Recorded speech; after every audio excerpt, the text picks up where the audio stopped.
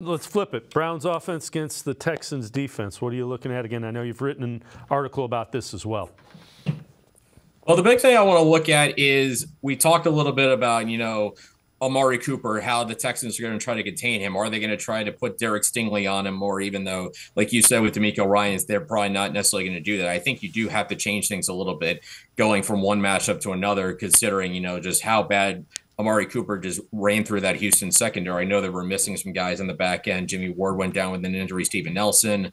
So they should have more veteran guys back there to contain Amari Cooper. So then I'm curious, how the Browns kind of adjust to that. Do they work more David Njoku in there? Do they, try and get Elijah Moore and David Bell more involved? Is it a game where Jerome Ford is going to have to be another big weapon out of the backfield? Those are the kind of things I'm looking at. And the other one to watch, and I know that Jonathan Bernard and Will Anderson, I'm looking at the injury report. Those two guys have been out of practice the last 2 days, both battling ankle injuries.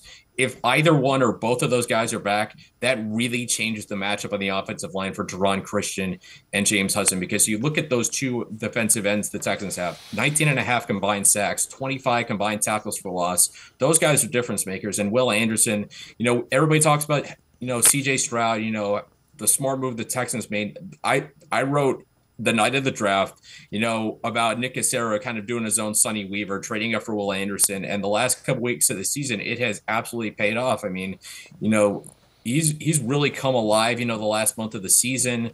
And if one of those guys or both of those guys plays most of the game or all the game, that's really going to change, I think, the advantage, change the calculus a bit of the offensive line battle, because obviously we have both of those guys available. That puts a lot of pressure on Christian and Hudson.